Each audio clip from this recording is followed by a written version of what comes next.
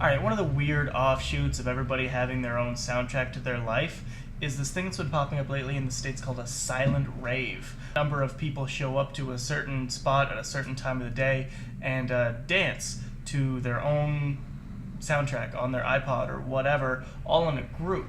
It's a really weird image if you ever just walk by it. It's generally considered an insanely harmless social activity that even police in New York don't seem to have a problem with. Police in Washington, however, don't take quite as kindly to these random gatherings. The other day, for Jefferson's birthday, a group of librarians decided to go and celebrate near his monument in Washington and have a small silent rave. About 20 minutes in, police showed up and arrested one of the women, even though they never really explained what they were arresting her for. I'm standing. No, we're being quiet. We had iPhones. You were dancing in here. People wanted to be. Whoa, don't touch my property. Go out. I'm telling you to leave. Yeah, you're It's time angry. you transgress, You're okay? angry. Wow. Leave, okay? Yeah, no. Just leave, okay? You don't have to be so angry about it. Leave. We're just here to celebrate Thomas Jefferson's You cannot birthday. do it inside the chamber. And so you're saying the state is going to reject us. Get out. You're saying this is. I'm not going to ask you again. Step out. Well, I'm walking out if you notice. But what I'm saying is, it's Thomas Jefferson's birthday. We're here to celebrate that. And the state has thrown us out. There is something wrong with America when we get thrown out of the Thomas Jefferson Memorial when we're silent and peaceful and celebratory. Now, a lot of people are crying bullshit on this, and quite honestly, they're totally in the right. This is major abuse of power by the police. There's a bunch of groups popping up. There's a Facebook group called Free the Jefferson One that you can join and state why you think it's bullshit. You can also do it on our blog at newsoundnow.com. When speaking of giant anonymous groups of people, the BBC decided to cull the opinions of generally the internet when putting together its new site called Sound Index. It basically takes top 10s, top 100s from sites like YouTube, Bebo, Facebook, Google, iTunes, Last.fm, all these places, throws them together, and then makes sort of worldwide what everyone's listening to, basically destroying the point of Billboard.com. Oh, and just in case anybody was wondering, turns out that about 66% of people don't give a shit at all about mobile music downloads, mobile MP3s, anything to do with music on their cell phone. They ain't buying it.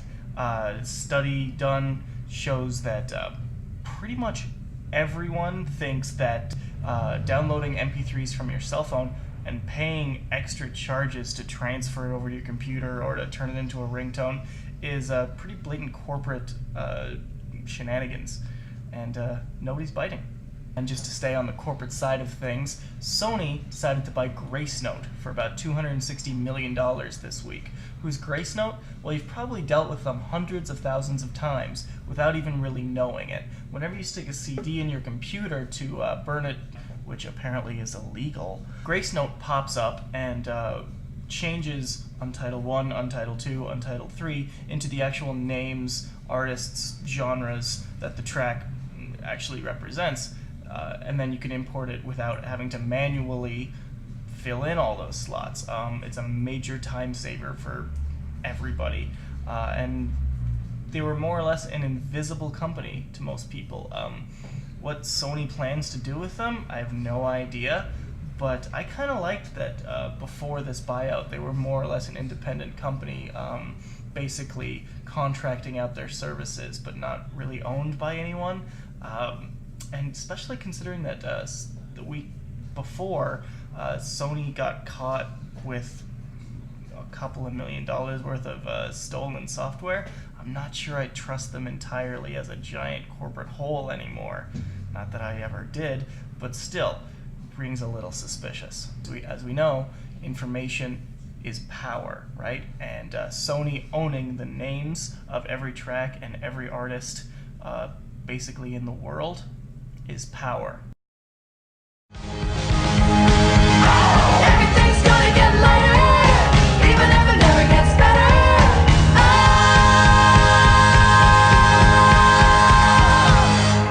Get out your politics for a while. Let the colors go around. Get out your politics for a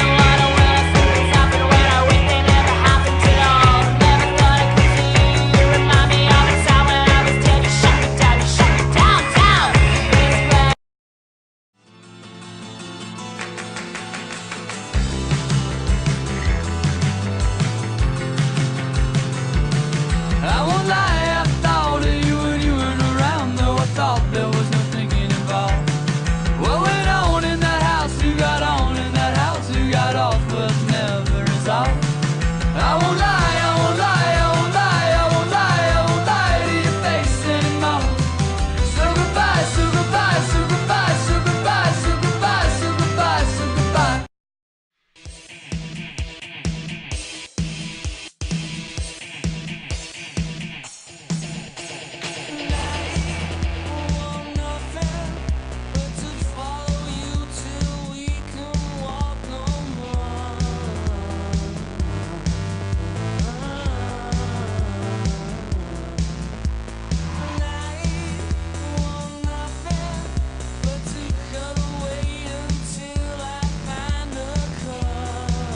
A small 2-paragraph article in the Financial Times by Ben Fenton that explains that recording artists in England are actually raking in record profits, and these are due, of course, to live music and live music sales, TV and video deals, but also mobile ringtones and social networking sites.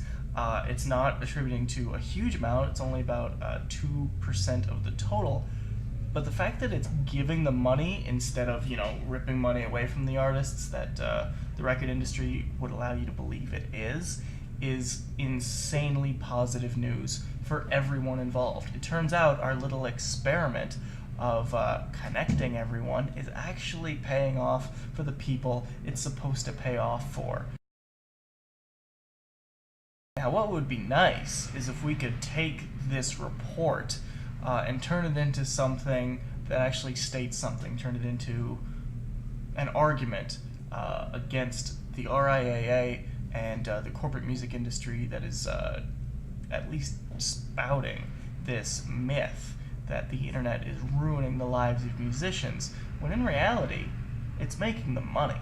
Anyways, that's it for me this week. Apologies for the audio. I'm trying out a new space. This is Lou's Coffee Bar. Always go to newsoundnow.com to find the links to news and videos from this episode.